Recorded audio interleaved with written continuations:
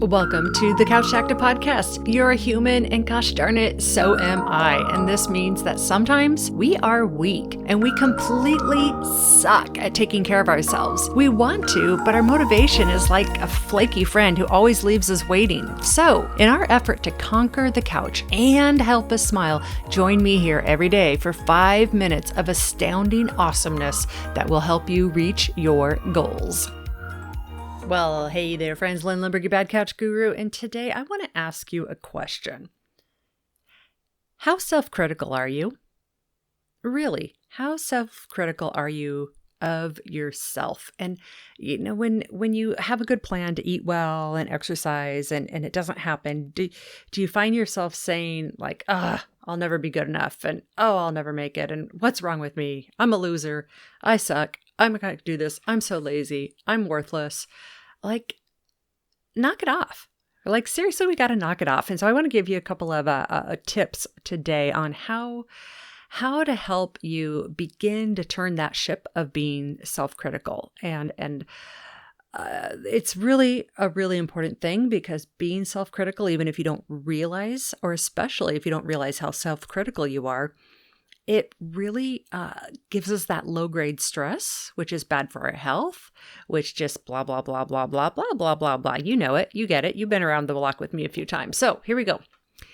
If you've caught yourself being self-critical, step number 1 is being aware that you're being self-critical is really, really important. It's the first great step. So if you say, yeah, I'm really self-critical, that's good. That's on your path to healing. That's on your path, okay? It's that whole concept I say of I can name it. If I can name it, I can tame it, right? So we're going to say I'm being self-critical. Number 2, connect with the fact that you're human. You've got this common humanity with everybody in the world. You're not a freaking robot. I mean, if you want to be, one of the Borg or a robot or something, like, okay, then maybe, you'll never be self-critical and maybe you'll be, perfect in all these things. But I'm a human. And so know that it is part of what happens of being a human. It's part of how our brains get wired. It's all okay. So once you realize like, okay, there's nothing fundamentally flawed with me, and I am a human, then the hard work begins, and you can start being your own good friend. That's right. Start trying to figure out what's something nice. Yep. If you don't have anything nice to say, don't say it at all, right? So do this to yourself. What would you say to your friend? If your friend, forgot to run or didn't go for their exercise or ate that whatever they didn't want to eat, what would you tell your friend? And try thinking about saying that to you. Don't be a jerk to yourself. Quit dissing on yourself. Be a good friend to yourself. And then lastly, number 4, ask yourself, is there something that I can do right now this second? Can I take the dog and go for a walk right now this second? Can I stretch just a little bit? Can I, if I can't move, I'm in an airplane seat. Okay, well, we really aren't flying nowadays, but you know what I mean.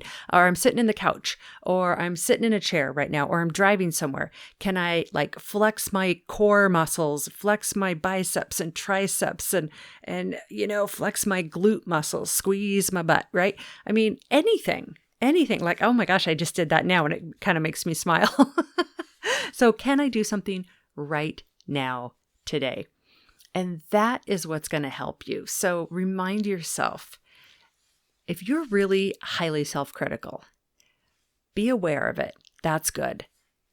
Connect to your humanity. Realize you're not a robot. This is perfectly normal. In fact, everybody does this. Even the people who preach about not being self-critical, part of the reason they preach it is because they themselves have struggled with being self-critical. Otherwise, they wouldn't get it, right? They wouldn't understand how difficult this can be. Be your own good friend. Give yourself some good advice, and then go try to do something immediately right now. All right, friends, let me know how this goes for you. And I have an announcement.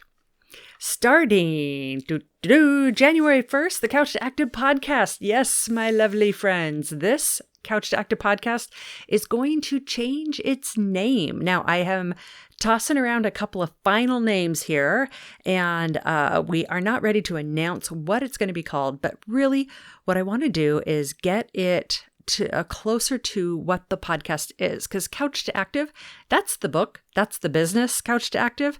But the podcast itself is really about health and fitness motivation. So we're thinking of calling it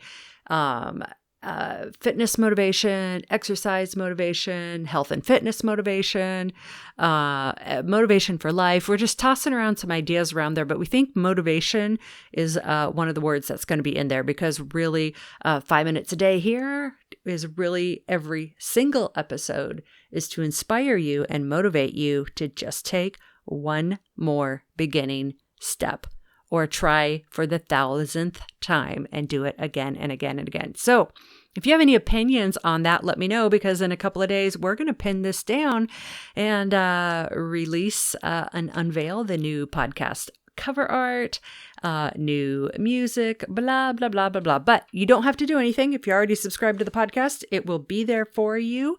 And you'll still go to it. It'll just be a new name, but it'll still be me. Same good stuff to keep you motivated. All right, friends. Head over to couchactive.com, check it out, and we'll see you tomorrow. Bye-bye now. If you haven't been exercising consistently but always wanted to, the Couch to Active 8-week experience is a great opportunity to make you succeed. Head over to couchtoactive.com and sign up for the online course, Coaching with Lynn, or the brand new pen and paper Pen Pal experience today at couchtoactive.com.